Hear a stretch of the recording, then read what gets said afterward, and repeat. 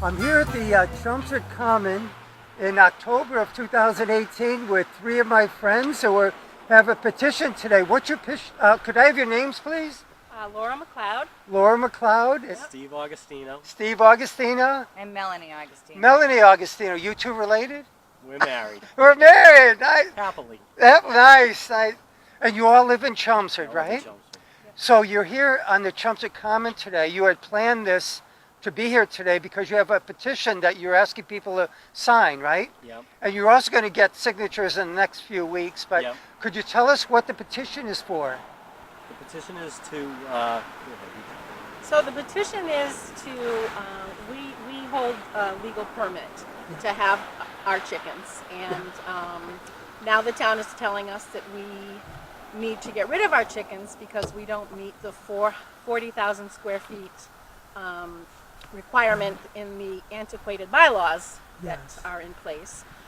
So what we're doing is we are gathering signatures to try and have this 40,000 square foot requirement reduced to 15,000 square feet, 10,000 square feet, something that will allow us and others who probably have backyard chickens to be able to keep them and enjoy them and not, have to just get rid of them as if they were just consumables that have expired and now we need to get rid of them. Yes. They're pets. And they mean a lot to us, and we can't just sit back and be told that, okay, here's your permit last year, and once our permit expires this year, we have to get rid of them. It's just not right. Yes. So the petition, you're trying to get a warrant article on it was going to be the springtime meeting, but now it's going to be the fall town meeting, right? Because something happened.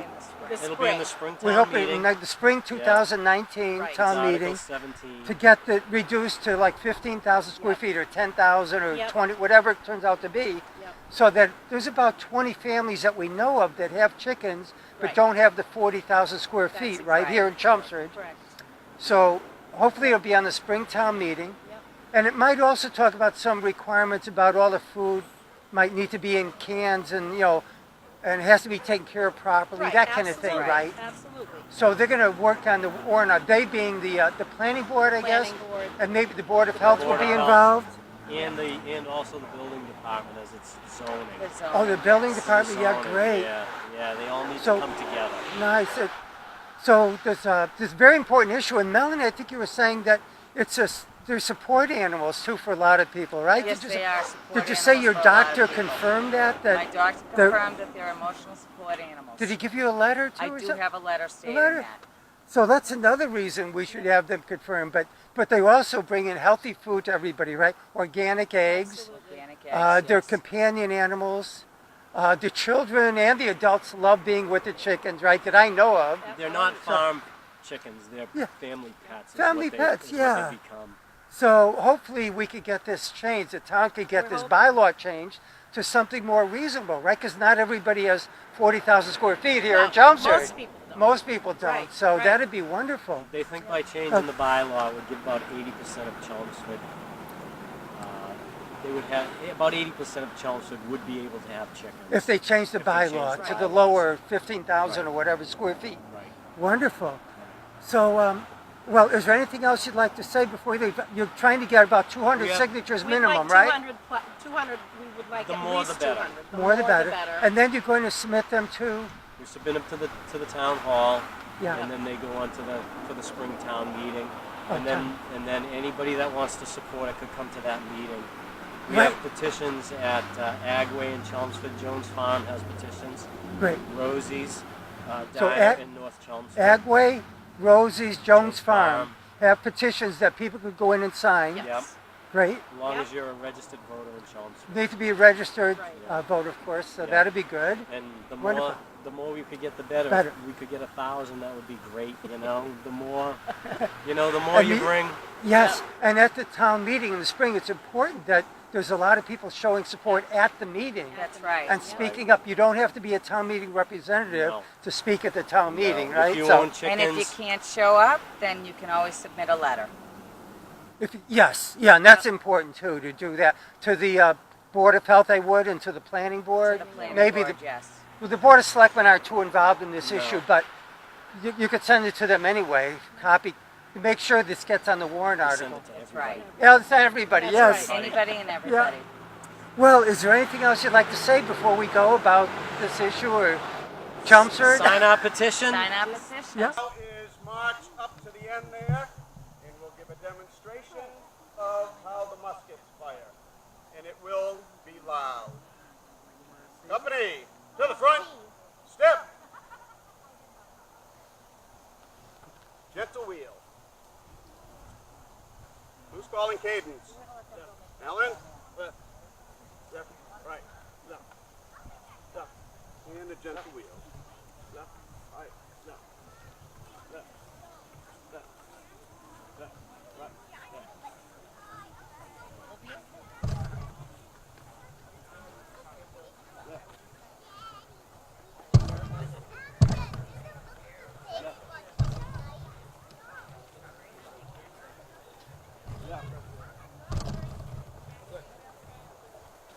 Company, prepare the right wheel. Make it tight. Right wheel. Front. Halt. Right about face. Forward. Move. Halt. All right, we're going to this angle this way.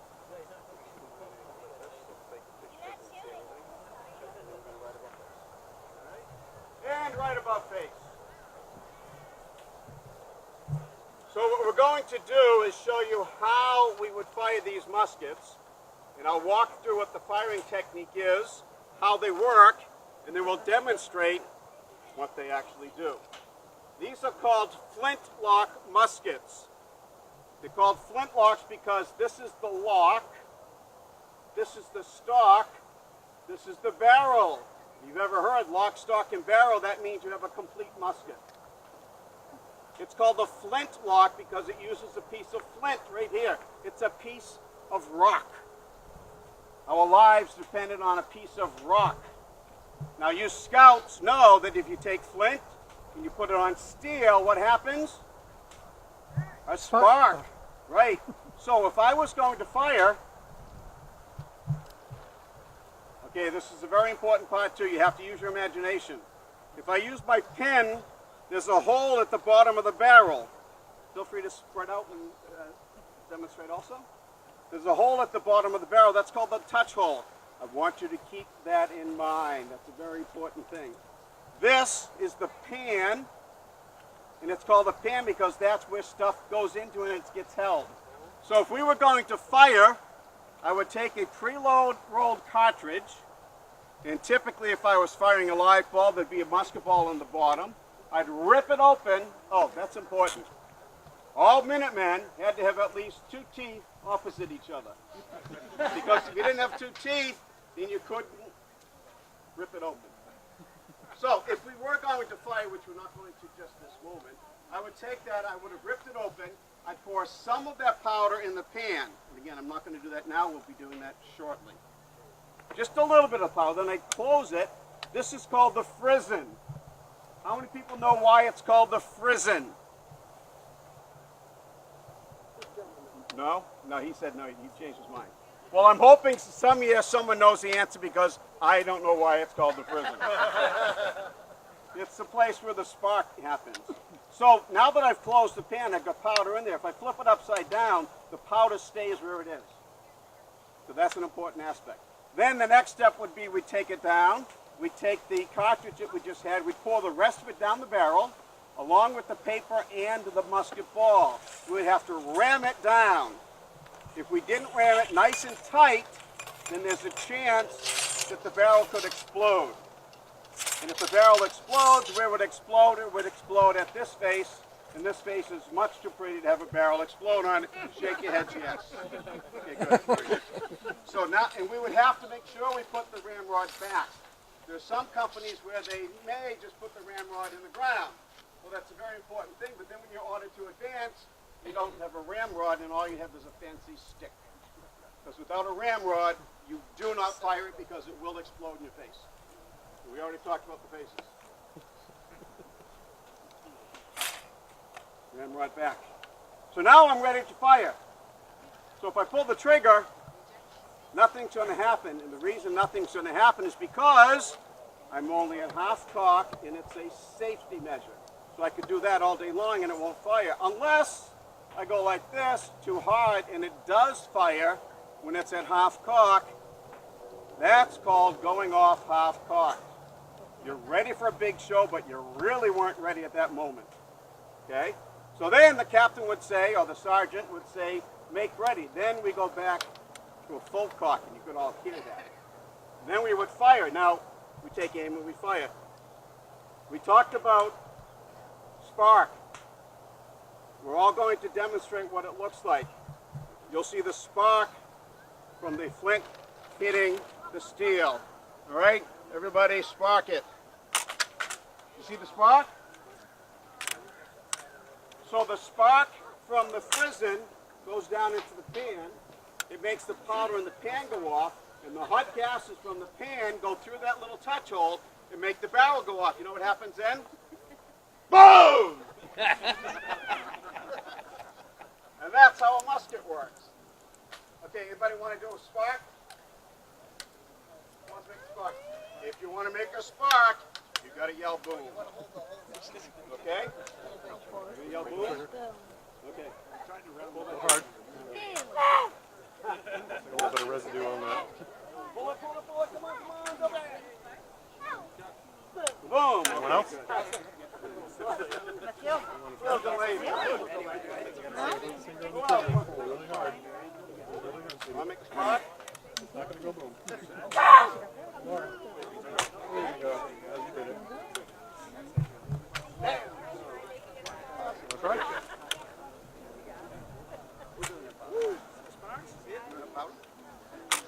Very good.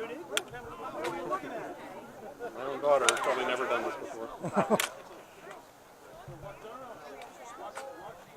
All right. Anybody want to hear what it really sounds like? Yeah. Here we go. Let's go.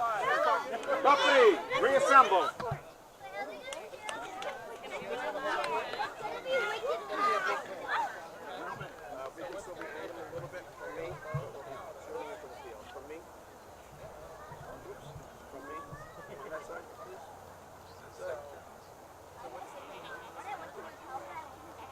All right, we're going to do a prime and load, which means we do what we talked about. We put it in the pan, and then we load it. And then we'll go back to shoulder.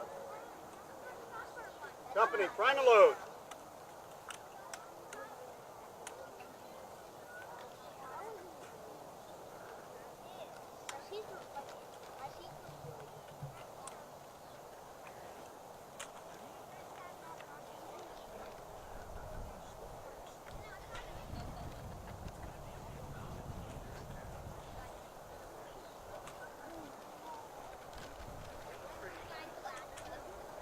A well-ordered and well-regulated Minuteman and Redcoat can load and fire 3 times in 1 minute while they're being fired upon.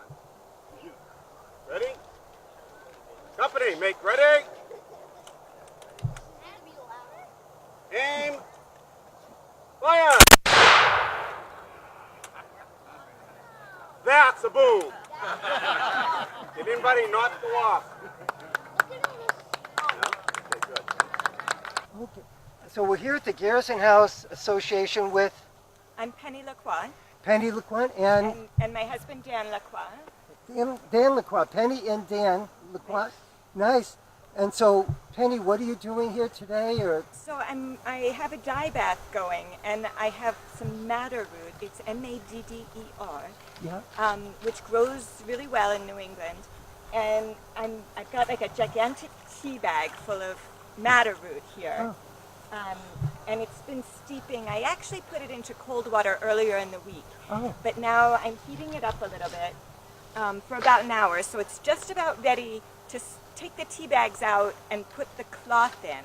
I'm going to be dyeing some linen cloth to make into some clothing.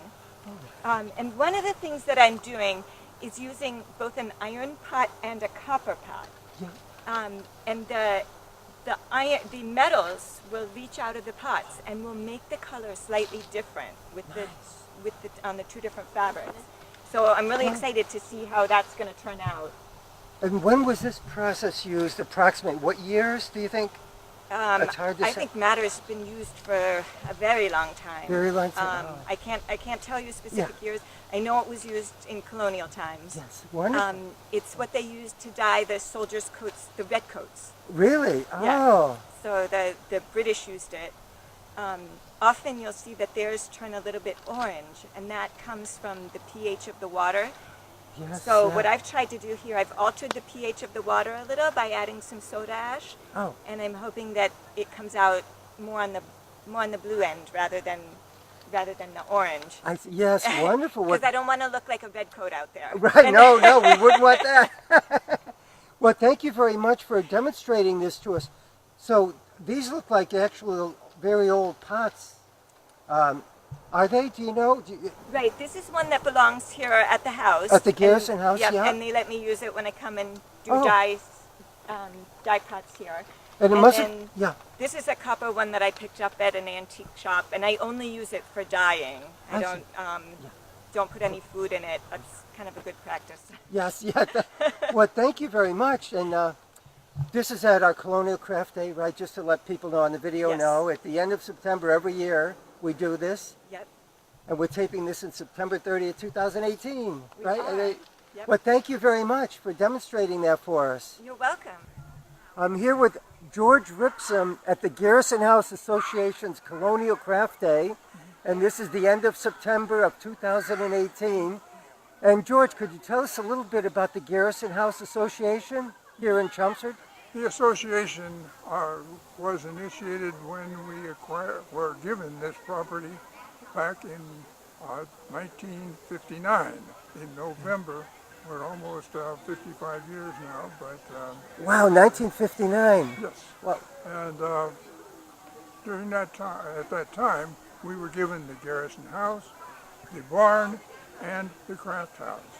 And we subsequently acquired all around town another 6 buildings that all of colonial origin, and our latest, however, is the summer kitchen, which is only a 1900 house, but it was over on Bartlett Street. Yeah. And like all of these other buildings, they have been brought here for safekeeping.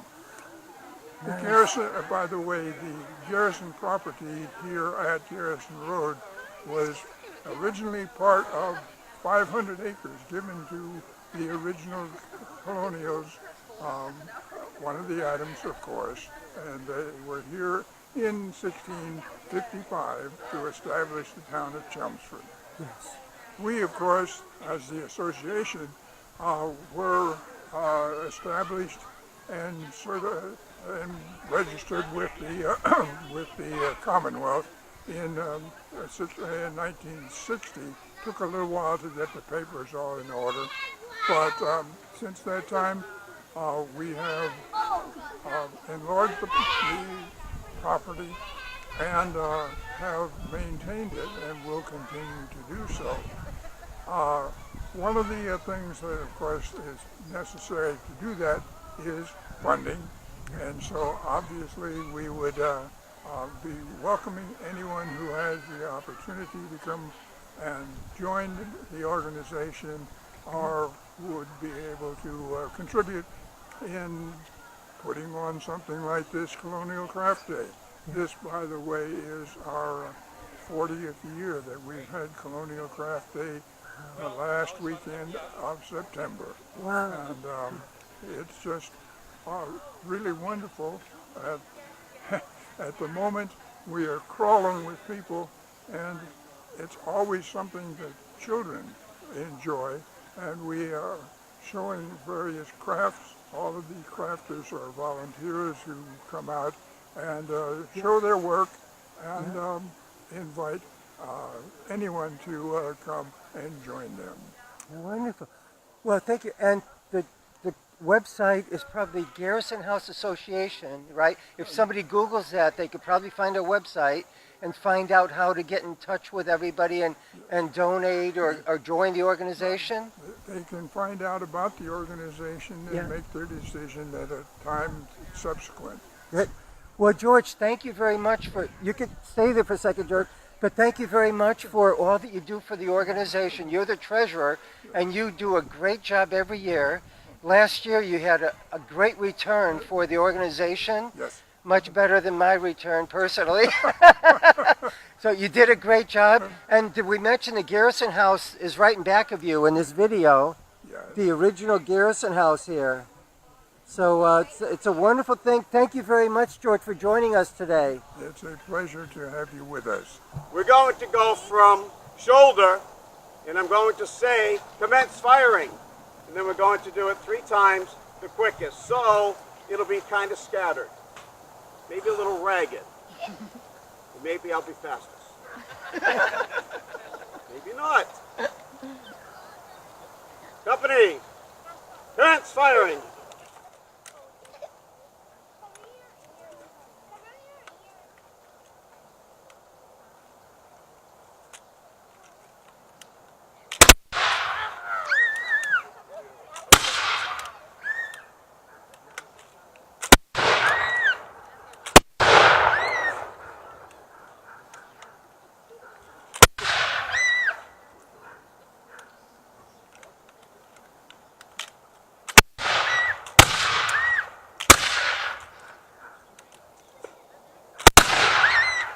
Dogs barking, alarms going off, kids crying, it's a good day.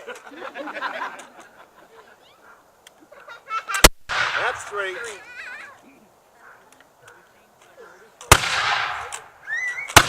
I've got backup.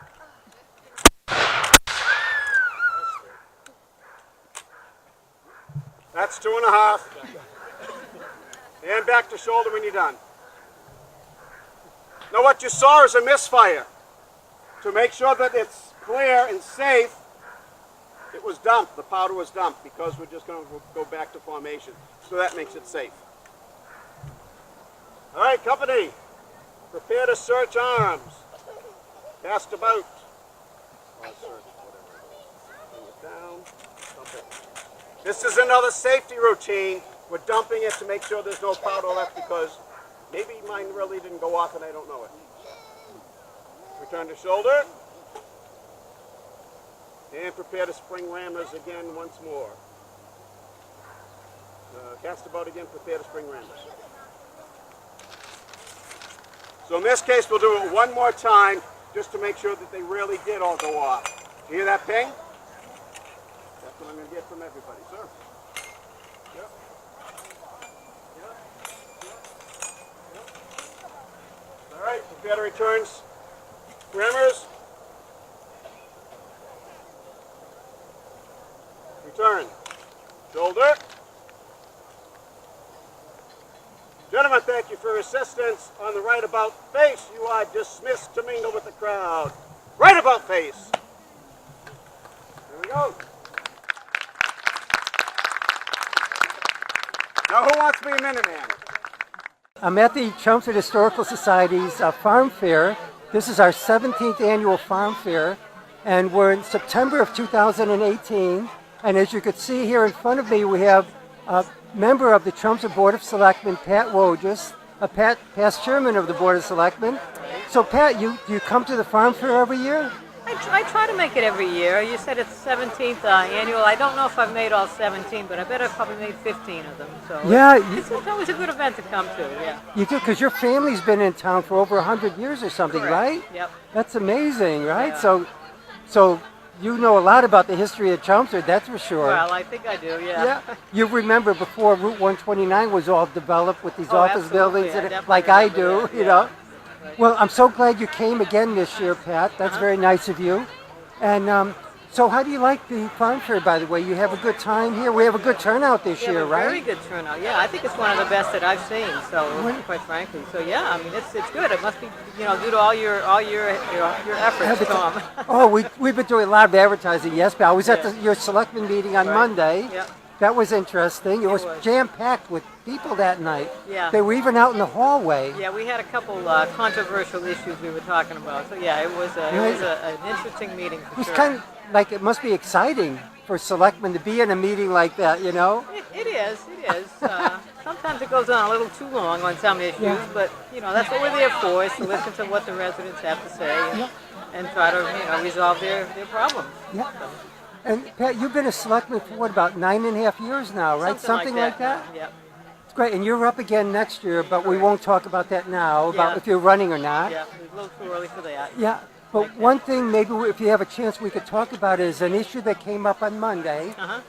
which is why a lot of people were there, which was that dispatcher issue. Right, the Some regional, people yeah. wanted to go regionalization. Some people wanted to keep it here in Chelmsford. Right.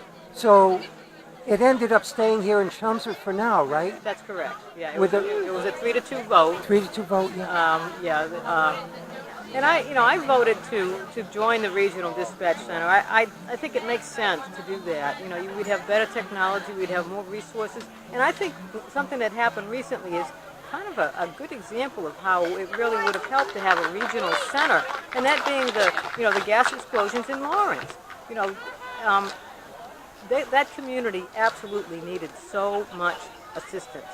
And to be able to call just 1 or 2 or 3 regional centers to get additional equipment coming in, I think would be a lot easier than having to contact, 20 or 30 or whatever individual municipalities. So I think that kind of, showed a little bit more how important it is to have the communication and to have, more people that know what's going on. And to be able to provide the assistance when it's needed in a mass casualty event, basically, like that was. Yes, that was very sad, right? Oh, that company that apparently was responsible. Oh my God! It looks like a private company, over-pressurized. They had like 200 pounds of pressure, and normally should have been about 70. I was talking to one of the firefighters the other day. I don't know, but hopefully it'll all get straightened out. Yeah. Hopefully we'll get back into their homes. Yeah. Yeah, I know. It's going to be a while, though. Some of them, it's going to be months before they're able to get back in. If that happened to me, I thought about it. My home went and everything, that all my pictures and my poor cats hopefully would be okay. That's the most important thing. Yeah. But I would be devastated if I lost my home. Right. I've been there 41 years, the same house. Wow, yeah. Very good. So your brother Charlie is on vacation now, right? I guess we won't talk about where he is or whatever, but he's gone. Got a nice vacation for a couple of weeks. Yeah. So we have Henry Parley filling in, doing this year with the nice hay rides, which is great. Yep. And we thank everybody, by the way, who came and helped out this year. Everybody who attended, like you, Pat. It looks like we're having a great farm fair. We're going to raise a lot of funds for the Historical Society and for many charities with all of the barbecues and everything. It's all for charity, mostly. Right. Well, thank you very much, Pat. Anything else you'd like to say before we go? I think that's about it for now. So thanks a lot for stopping by and chatting, and it's always good. Thank you, Pat. Thanks for being here. Pat Wojtas, thank you. All right. So this is the summer kitchen for the Garrison House. So the whole purpose of this building was to keep their house nice and cool while cooking their food. So they would come out here, cook their food out here. That way their house would be nice and cool during those hot 100-degree days. Now, as you can see, we're cooking popcorn over the fire. Fortunately, that's an illusion. They didn't really have popcorn back in the 1600s because it came from Mexico. But this would be a snack later in history for the Americas, and it's one of the oldest snacks that we have to date. Oh, popcorn rolls. Yes. Hi. Oh, what's your name, please? My name is Chris Taverna. Chris, you're Deb's son? I am. Oh, Deb Taverna. She's the president of the organization, right? Yes, she the is. Garrison House Society. Good friend of mine. Excellent. And you're very active with the group as well, aren't you? That's my father. Yeah. You who?